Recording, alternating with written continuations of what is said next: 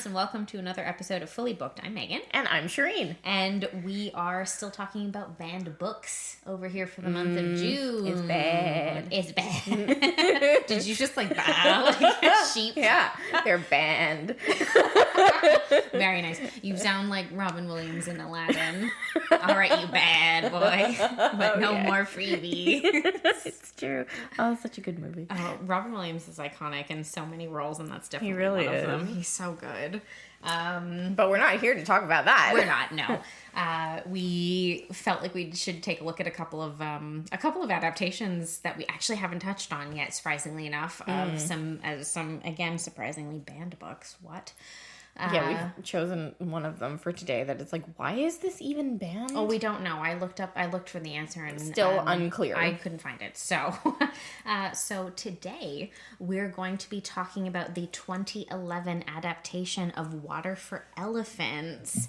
You know, when I was thinking about this, I thought about attempting to make an elephant noise, and then I just realized that it would just come out like a bit of a toot. Yeah, I feel like that's probably a poor decision on your part. So I'm just not going to. I don't know. I'm not very good with like animal sounds, so I don't think that I could do it justice, and I don't want to attempt so that people have it recorded, you know? It feels like a bad idea. Okay, I'm not going to do it. No. If you tried, I feel like it would be really bad. Anyway, so, oh God. Water for Elephants, guys. 2011. Yeah, okay, so context for people's information. In 2024, the state of Utah enacted a law that would basically makes it so that either with, oh gosh, what is it? It's specifically this is in the school system, the education system, if 3 school districts or 3 charter schools decide that a particular work of literature is considered sort of... Oh, yeah, you were saying there was like 3 different things. Yeah, there were 3 specific things. Hang on, this is my fault. Please hold. I need to go back and look at this specifically. I'm so sorry. Essentially, what they are saying... so it was in 2024, Utah passed one of the strictest bills specifically that's related to books in public schools. It's Bill HB 29 or House Bill 29. It allows parents specifically to challenge books that they deem to be quote unquote sensitive material.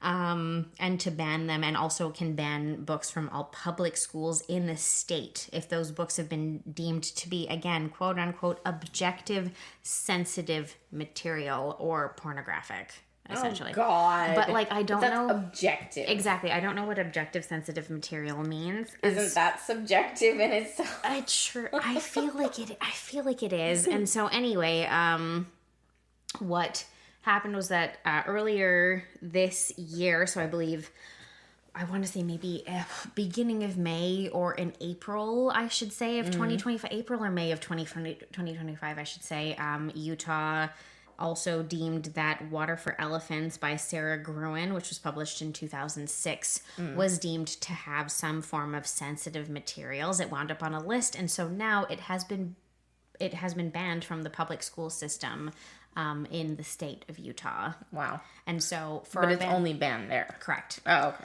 And so for our banned books month list, we kind of decided that we were like, hey, this is weird. So I came across this not too long ago, and I remember I sent it to you, and I was like, what?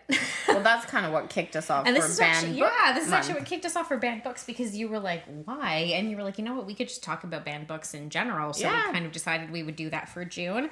And obviously with that in mind, we figured, hey, let's talk about the adaptation of the novel that kind of started us the on whole this track. Brain juice. Correct, here. yeah. But so I watched this movie in 2011 when it came out, and I also read the book. Yeah. Now, this has been a hot minute since I did this, as proven by the fact that when we were watching the movie, I was like, good God, I can't remember anything. Yeah, you forgot everything. And You were just like, oh, I don't remember. And then I sat there like trying to guess the plot, and Megan's like, haven't you read this book? And I was like, you said you read the book and watched the movie. And you're like, yeah, but it's been a while. It's been a while. Okay, it's been 14 years. Wow. That's a thought. Yeah. we're old. Yeah. Also, Robert Pattinson's old. Oh, but he's fine. You love him. Oh, I don't know if we've ever talked about this on the podcast, but Shireen loves a British man. A British man with good hands. She loves oh my god, your hands. Shireen loves an angular British man, I think is what it is specifically. An angular jawed British man is really her type. Robert Pattinson. Yeah, correct. I can't think of any others off the top of my head, but he's up there. He's up there. Yeah.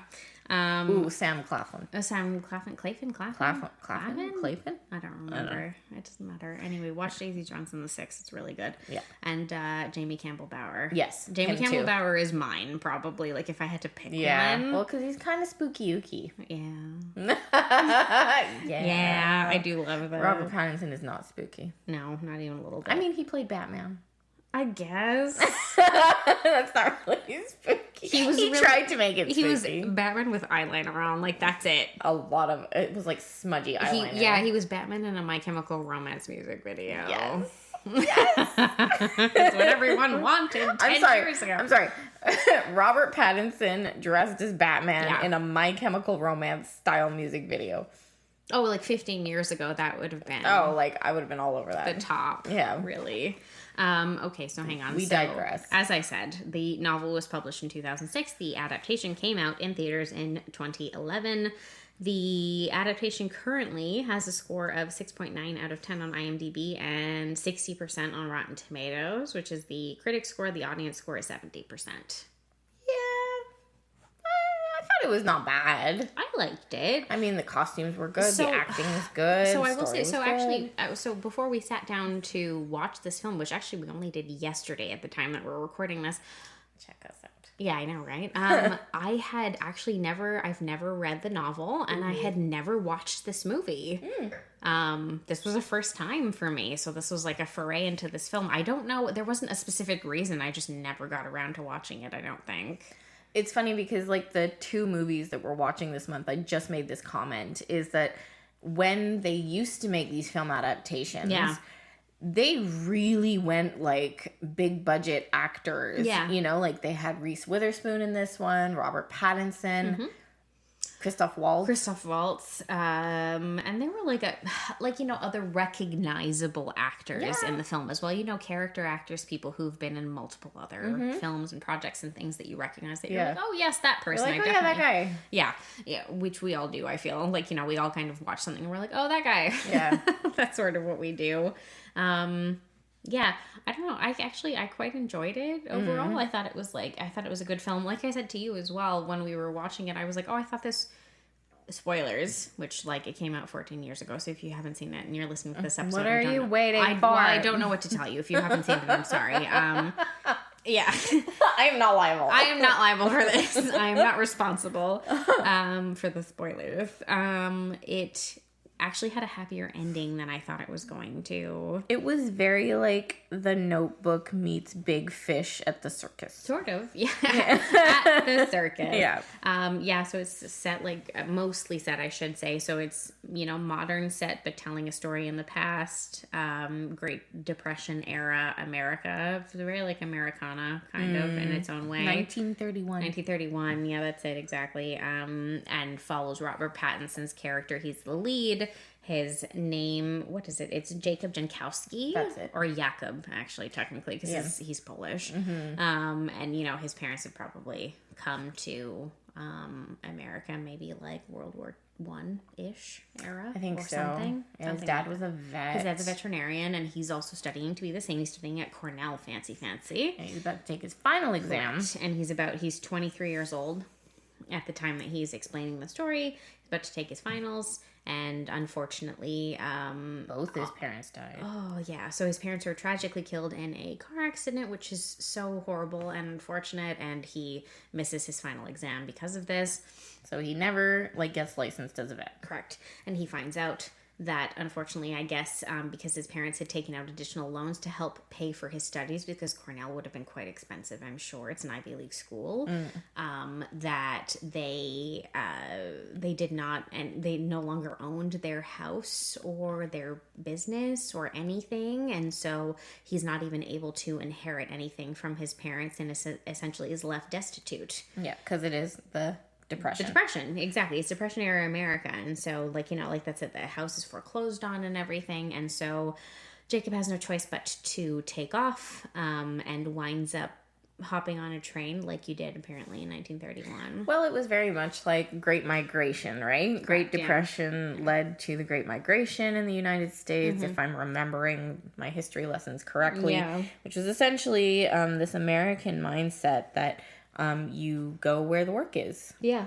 And this is such a fascinating cultural phenomenon to me in the United States, where like it's such a big country. Yeah. It's like, you know, not as big as Canada, but, you know, there's a lot more habitable land. Correct. Yeah, there's a lot more habitable land and a larger population as well. Oh, they've got, 10 times our population? Something like that. Yeah, but because you can basically essentially live anywhere in the United States, whereas the vast majority of our land in Canada, so people cannot go live there. Yeah, people don't know that necessarily. No, it's way too cold. Yeah, if you take a look at, some northern parts of, particularly, like, you know, we live in Quebec, if you take a look, and Ontario and other areas, if you take a look at the sort of areas of those particular provinces where people live versus the uninhabited territory, it's absolutely massive. We're all stuck in the southern portion. Yeah, we all basically live along like the border with the US, kind of, because that's where the climate is where it's most habitable, enjoyable, essentially. But all that to say, you know, and this is kind of a cultural mindset in the US that, you know, you move to a different part of the country, whether it be for school, for work, you know, it's just kind of, I think, normal to a certain extent. We've talked about this before, haven't we? That it's much more of a thing that we see happen regularly in the U.S. versus... Which we don't do here. Like we maybe we sometimes do, but it's not like... do, but people go barely a province over. We go from Quebec to Ontario, which are stuck next to each other, by the way. Right, but you also have to remember that, you know, between here and Ontario, it can be like 6 hours, 10 hours, depending where you go in Ontario. It can be 1 hour. Like, it really depends. It can be an hour and a half, and it can also be 6 hours. If you're going from... We live in the Montreal area. If you're going from Montreal to Toronto, you're looking at 6 to 7 hours. If you're going Montreal to Ottawa, let's say the capital of the country, you're looking at two and a half hours, generally speaking. You know, it sort of depends where you're going, what area you're going to. But all that to say, like, 1931, this is where, you know, I believe this cultural mindset started to be instilled, where it's like, well, there's no money, there's no work, so we migrate to where there is money and work. Yeah. And in this particular case, in Water for Elephants, Jacob's character hops on this train, not realizing that it's actually a train of a traveling circus. He's just trying to get to Albany. Correct. Yeah, that's it. So that he can potentially get a job, essentially. But he hops on the train, and it turns out that it is the Benzini Brothers circus, which is like, well, so in the novel and in the movie and everything, they talk about the fact that it's in competition with the Ringling Brothers, which were a real, very prominent circus of that time period, if I'm not mistaken. They still are. No. You're kidding. What? I think they're still... I might be wrong here. Please pause. I don't know. I'm not sure that's usually true, but maybe. Yep. Stop. Mm-hmm. Wow. I think. That's crazy. I mean, there's still... Yeah. Website. Buy tickets. Wow. What? I'm curious. Like, where do they have... They're going to be back in January 2026. Oh, my God. There you go. Okay. So it's still in business. Wow. Okay, that's insane. Anyway, so Jacob winds up with the Benzini Brothers circus and winds up getting himself, you know, a very low-level job, and then works his way into a higher-level position to a degree because, of course, he has a ton of knowledge about animals, and so it gives him the opportunity to put himself forward for positions, you know, working with and helping the animals that are part of the circus, because they have big cats, they have horses, and they're living in deplorable conditions because terrible. It is the Depression. There's very little, you know, food going around. Yeah. And you know, they make the comment that they're at a point where any circus that exists still, they're all going belly up, and they're being picked off by like the bigger ones. The bigger, like the, you know, one or two very large performers. So he becomes a part of the circus. He meets the ringmaster named August. He has a friend who's an older man who works for the circus named Camel. You know, he sort of slowly becomes integrated, and also meets a character named Marlena, who's played by Reese Witherspoon, who is August's wife. And she's the star performer. She's part of sort of the star attraction, because when Jacob arrives at the circus, it's a performance with horses, essentially, is what it starts out as. And, you know, but of course it's also like a beautiful woman working with and training horses. So that's like part of the whole like attraction, right? Is that it's like a larger than life kind of performance. And there, August himself, played by Christoph Waltz, works very hard to ensure the future of his circus, sort of no matter the cost. Essentially, you get, you know, an impression immediately that he's quite cutthroat to start off with, I would say. Yeah, and like, you know, at the beginning you're kind of like, well, I guess he has to be, given the current climate, and like, you know, they're showing how many people it takes to keep this circus up and running. Because the way they depict it, unless I misunderstood, but in the movie they were suggesting that like the circus is in and out of town within a day. Within maybe a day or two at the most. Yeah. And so like, you know, to keep all these animals going and like this whole show going, like they've got hundreds of people working on this thing. Yes, definitely. You know? Yep. So it makes sense at the beginning that he would be cutthroat because he's running the whole show. Yeah, that's true. Anyway, I don't want to, we don't need to go through, the entire sort of plot. Essentially, you know, Jacob remains with the circus. August procures, that becomes part of the whole, thing and part of the title, obviously. August procures a new big addition to this star attraction, which is a middle-aged...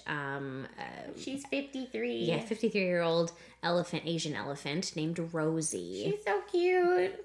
She's beautiful. She's wonderful. And of course... super smart. Oh, yeah, of course, because intelligent elephants are incredibly intelligent animals. He procures her in order to, of course, again, it would have been very exotic in 1931 to have an elephant in your circus, right? So the whole point is to have Marlena do a show with Rosie for the audience, which she does do. Yeah. You know, and we follow the sort of, training cycle that ensues, and also, slowly but surely, the love story that develops between Jacob and Marlena, who begin to have feelings for one another in spite of the fact that she's married, but we're also very quickly given to understand that August is possessive. He's a very cruel man. And obviously sort of semi-functioning alcoholic, and so, you know, has a lot of issues. We're also talking, it's 1931, Prohibition era kind of America, Great Depression era America. He's got a lot of debts. Correct. He's cruel, and it's made, you know, they make it seem that you know, all these people who work for him, he's supposedly paying them a salary, but he's got too many debts, and it's the depression, and hey, you should just be glad that you got a roof over your head and something to eat, you know? Exactly, that's it.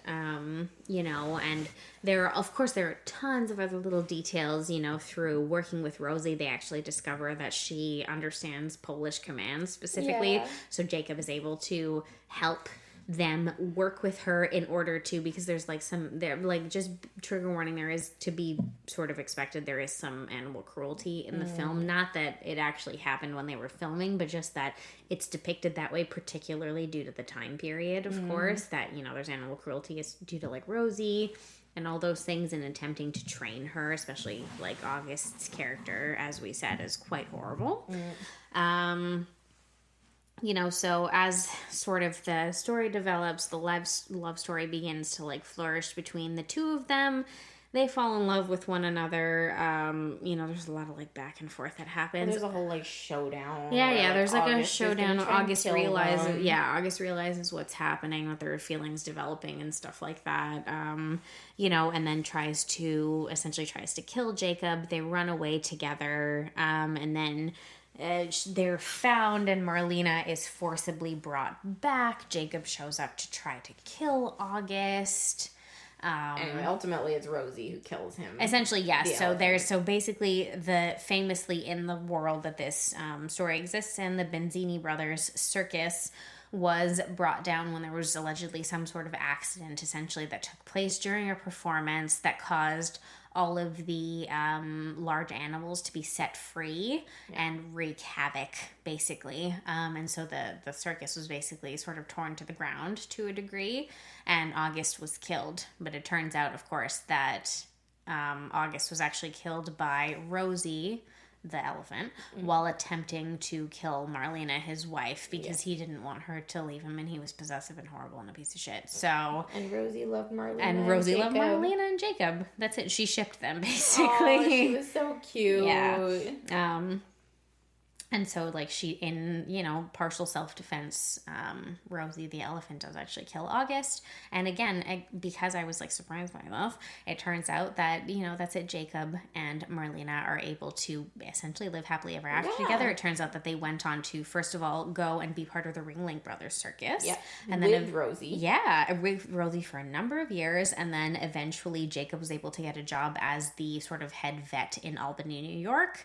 And again, with Rosie, they had a huge piece of land and everything. They were with her until her passing, because it turns out that, particularly in the wild, I don't know about in captivity, it turns out elephants can live 60 to 70 years, which is crazy. Yeah, but I get the feeling, like, based on what they were saying, because they said that they had Rosie with them. They had 5 kids, and then the kids grew up and moved out, and they still had Rosie. So I'm like, she must have been like 80. 80 years old when she died. Yeah. Anyway, yeah, they had her for ages. And so this whole story is being told by, you know, a much older Jacob to a man who is running a more modern circus, basically, who, you know, he seems to have sort of walked away from the group of the nursing home that he lives in, and has decided that, you know, unfortunately Marlena has passed away since then. Yeah, he says his oldest son is 71 and he's old. Which is crazy. So he must be in his mid-90s, I would think, at that point. Yeah, so you're kind of like, you know, and he wants to run away with the circus again, basically. Exactly. So he decides that that's what he's going to do. So he offers up his services, and the man who's running the circus gladly accepts after he hears the story. So it's actually quite lovely. I genuinely thought, when we started watching it, that Marlena was, like, killed in the accident that, you know, took down the circus and all that stuff. I genuinely thought that was the case. Yeah, I think, I can't remember if I read the book or watched the movie first. It was one of, I think, again, this was a while ago, I think when I saw the movie advertised, I decided to read the book, because I used to be that kind of person. Yeah. And so, yeah, like, I think the book to the movie adaptation was quite accurate. And, you know, when I was reading the book, I was worried that was going to be the story, you know, like something really tragic happened to Marlena. Yeah. I'm just trying to think if there was a big difference between the two, but I can't remember. I mean, it's been ages, so I can understand that you don't necessarily. I could Google it. Well, I mean, yeah, but you don't. It's understandable. You don't necessarily remember it. All of this is sort of, to a degree, to say, Shireen, I don't know how you feel about this. Okay, I have questions for you. I have 2 questions for you. Now that I think about it. Okay. First question. Do you think that the chemistry between Robert Pattinson and Reese Witherspoon was good in this movie? No. Thank you. Negative. I feel it was fine. I guess. Like, it was all right. It was just, like, it wasn't believable. Not super believable, no. No, I was just like, whatever, you know, and I get it. Like, her character was, I mean, kind of a straightforward character, if you will. Like, you know, she mentioned that she married what's-his-face when she was 17. She was from poor background. She had bigger dreams for herself. And, you know, at the end of the day, even though he's horrible, like, what's she gonna do? You know? Like, she's kind of stuck with him. So her character wasn't, like, exactly, like, you know, really anything out of the ordinary. Like, you've seen stories like this before. Yeah. And so, like, Jacob, you know, he's young, he's a little naive, and, you know, he's got a bit of a hero complex as well, which is shown throughout the movie. True.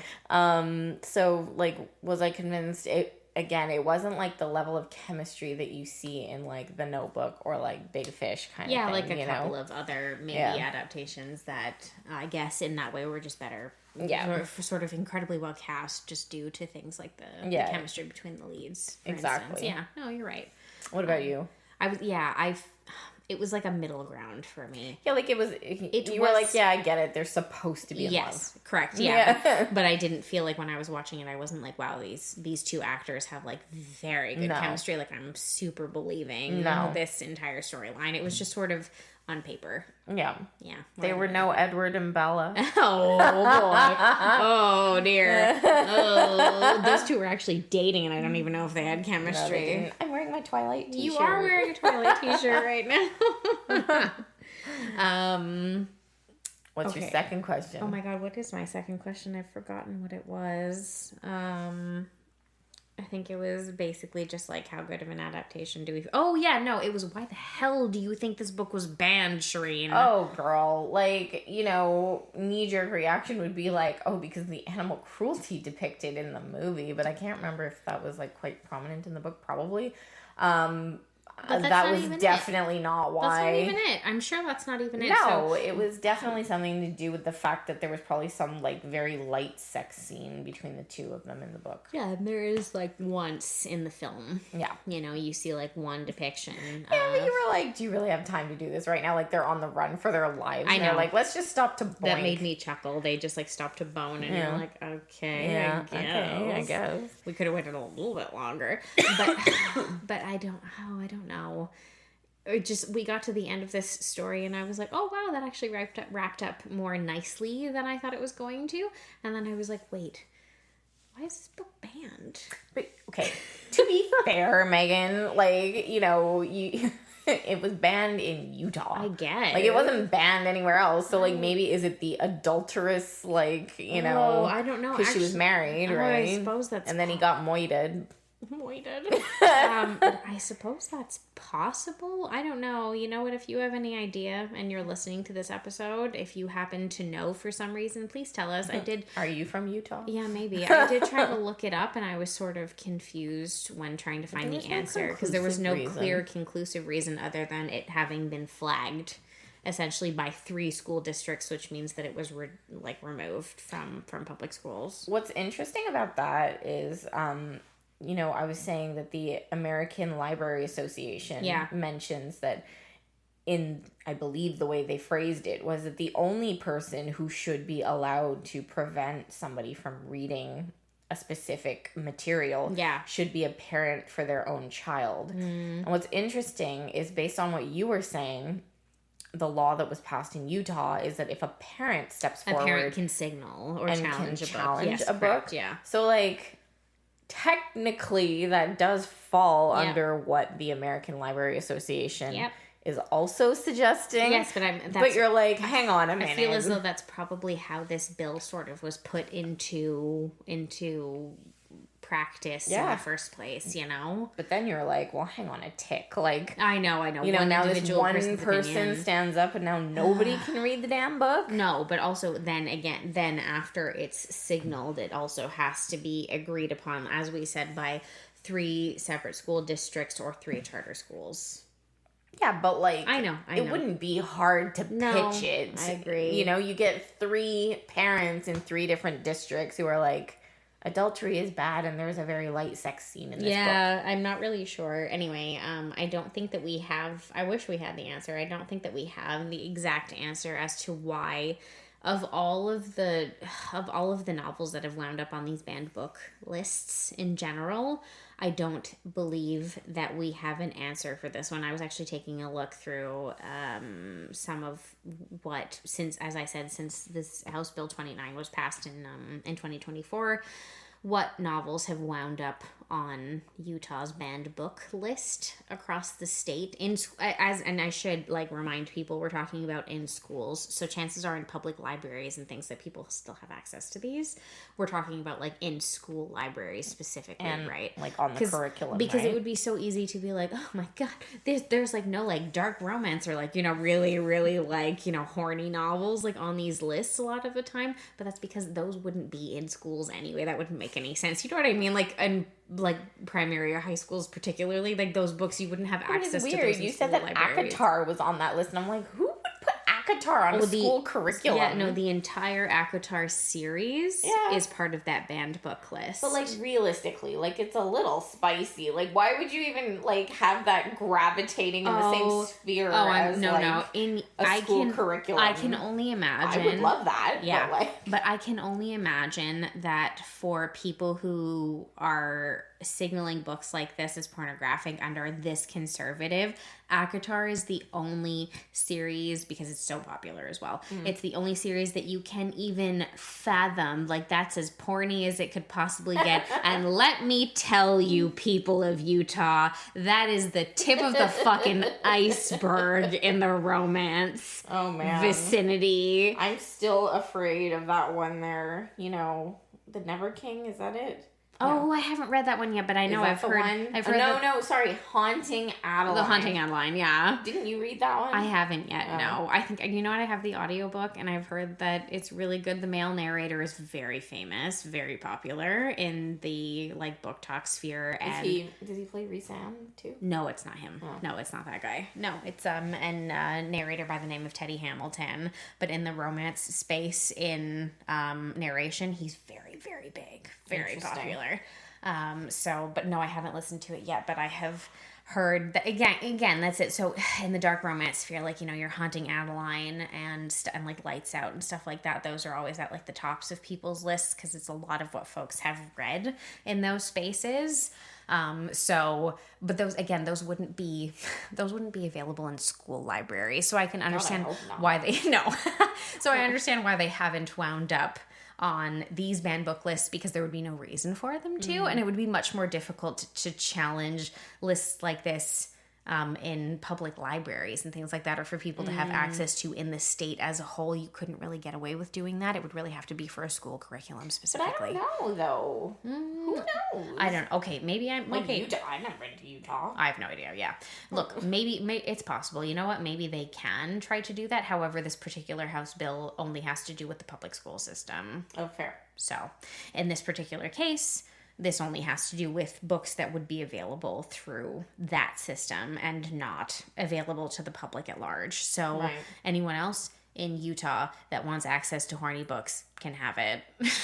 Anyone over the age of 18. Horny in Utah, don't worry. Yeah, that's it. Anyone who's just going to public libraries or has like a Kindle subscription or whatever can definitely just have whatever they want. But we talked about this in the previous episode. If you I'm not saying porn again. No, I know you're not. But we talked about this in the previous episode, right? That we're like, well, if people have like a Kindle subscription, how the fuck are you gonna stop them from? This is it. This just kind of goes back to our discussion of like, if you're banning books, what are you really doing here? Like, I feel like look. Water for Elephants. Correct. It was not even on our radar. No, absolutely not. You know what I mean? I know. I completely forgot that this thing existed. Exactly, until I came across this article that was indicating that it was since 2024, it is the 18th banned book in the state of Utah in the public school system. And it just sent me down this little rabbit hole where I was like, why? I don't understand. We still don't understand. And I still don't understand. We've finished this episode. We've watched this movie. Shireen has read this book.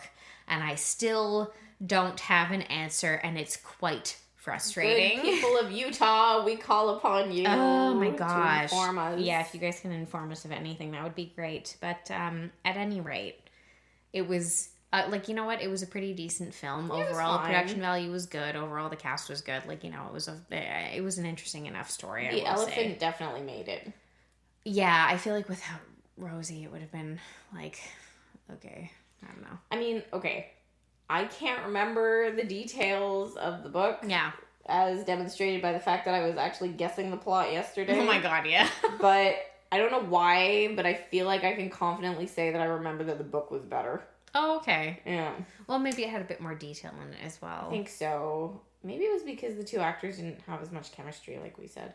Correct, it's true, and it's very difficult for that not to be the case when you're writing a book, right? True. They're automatically going to have some chemistry because the author is writing it that way. Can you imagine if you were reading a book where you're like, these two characters don't have any chemistry? What the fuck is that? Would be very strange. If you've ever encountered that in a book, like, I want to know. Please comment. Well, now I'm going to start looking for this. Yeah, please comment and tell me because I would be so curious to know, like, how the hell that would work. Anyway, we're going to be coming back at you next week with another kind of discussion to a degree about some banned books. But in the meantime, obviously, you can always hit up everything that's going on over on the website at fullybooked.ca. You can check out all of our social media, Instagram, TikTok, Threads, Blue Sky. We're over at fullybookedca. Just search for that and you will find us. But until next week, guys, keep on reading. Thanks, everyone.